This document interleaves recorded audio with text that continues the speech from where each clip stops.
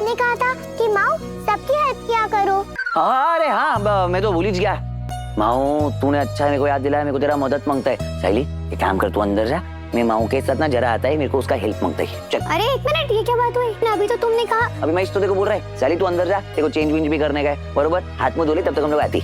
माओ मैं क्या बोल रहा था? अरे सुन, हाँ तुझे हम लोग आ रहे। पता नहीं ये बाप बेटे के बीच क्या चलते रहता है, हर वक्त मस्ती सोचते हैं इन्हें। जल्दी आ जाना माओ। हे माओ तेरी आ गई, बोल। बाबूड़ी मिशन आओ सरप्राइज के लिए सब रेडी है। नहीं अरे तू सिर्फ अंदर जा, तेरी आओ को बिजी रख बातें बीते करने में, बाकी सेटिंग में कर लेगा। ओके बाबूड़ी, बेस्ट ऑफ लक। टिंकू आओ इधर। इसको क्या काम है? काय झालं काका? काका नहीं sir, call me sir. Sorry सुबेदार सर।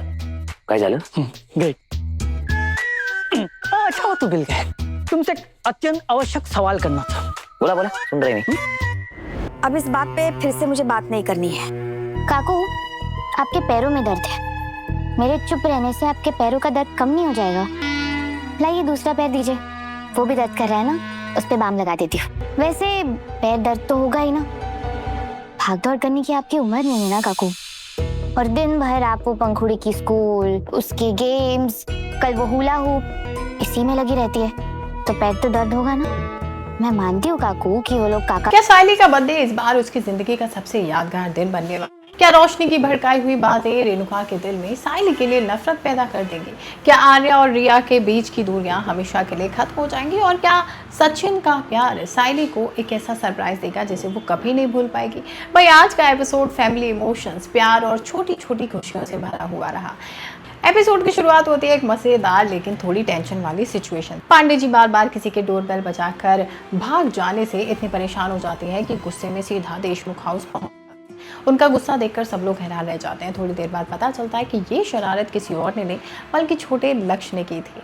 अब लक्ष्य की मासूम मस्ती देखकर पांडे का गुस्सा कम नहीं होता। तब कुंडा समझदारी दिखाती है और साइली के हाथ के बने गर्मा-गर्म स्नैक्स पांडे के सामने रख देती है। अब जैसे ही पांडे एक बाइट खाते हैं, उनका गुस्सा पल भर में गायब हो जाता है। वो कंप्लेन वापस ले लेते हैं, लेकिन लक्ष्य को प्यार से समझाते हैं कि ऐसी शरारत किसी को परेशान कर सकती है और दोबारा ऐसा नहीं करना चाहिए। अब घर का माहौल फिर से नॉर्मल हो जाता है। इसी बीच रिया घर लौटती है और आर्या के लिए एक स्पेशल गिफ्ट लेकर आती है। उसे लगता है कि आर्या खुश हो जाएगा, लेकिन आर्या अभी भी अपनी माँ के बदले हुए बिहेवियर से दुखी होता है। वो गिफ्ट देखे बिना ही चुपचाप अपने कमरे में चला जाता है। अब ये देखकर रिया का दिल टूट जाता है। घर में छोटी मोटी नोक-झोंक और बच्चों की आवाज़ें चलती रहती हैं, लेकिन परेश ये सब देखकर खुश होता है। उसका मानना है कि जिस घर में हंसी, शरारत और प्यार हो, वही असली परिवार होता है। उधर आर्या के दिल का दर्द पंखुड़ी समझ जाती है। वो बहुत प्यार से आर्या से बात करती है और उसे समझाती है कि कभी कभी माँ भी अपनी परेशानियों की वजह से गलत तरीके से रिएक्ट कर देती है। अब पंखुड़ी की बातें आर्या के दिल को छू जाती हैं और धीरे धीरे उसका गुस्सा पिघलने लगता है और वो रिया को माफ़ कर देता है। अब ये इमोशनल पल देखकर रिया और आकाश दोनों को एहसास होता है कि पंखुड़ी बच्चों के दिल तक पहुंचना अच्छी तरह जानती है। अब आर्या भी उसके साथ ड्राइंग बनाते हुए खुलकर मुस्कुराने लगता है। सचिन ये सब देखकर एक नया प्लान बनाता है। उसे लगता है कि अगर पंखुड़ी बच्चों के चेहरे पर मुस्कान ला सकती है तो वो साइली के बर्थडे सरप्राइज को भी और ख़ास बना सकती है। इसी बीच सचिन रास्ते में दो बच्चों को परेशान देखता है। उनकी बस छूट चुकी होती है और छोटी सी लड़की बहुत घबरा रही होती है। सचिन बिना एक पल सोचे उनकी मदद के लिए आगे बढ़ता है। वो तुरंत उनके लिए टैक्सी अरेंज करता है और यकीन दिलाता है कि दोनों बच्चे सुरक्षित अपनी मंजिल तक पहुंच जाएं।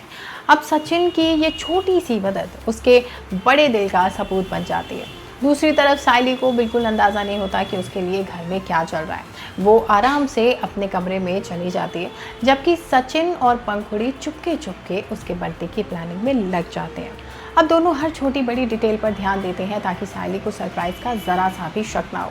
लेकिन इसी खुशी के बीच एक नया खतरा भी जन्म ले लेता है।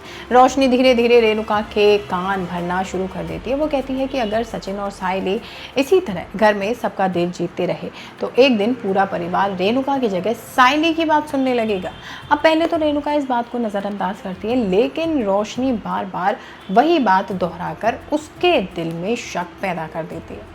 अब धीरे धीरे रेणुका को भी लगने लगता है कि कहीं साइली उसकी जगह घर की सबसे इज्जतदार औरत ना बन जाए।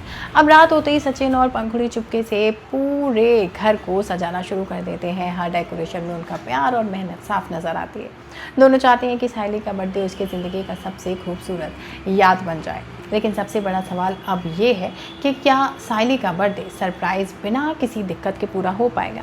क्या रोशनी की साजिश रेणुका और साइली के रिश्ते में दरार डाल देगी? और क्या साइली को सचिन के सरप्राइज का पता चल जाएगा? तब उसका रिएक्शन क्या होगा? जानने के लिए चैनल को सब्सक्राइब और बेल आइकन को प्रेस कर लीजिए ताकि आने वाले एपिसोड आपसे बिल्कुल मिस ना हो।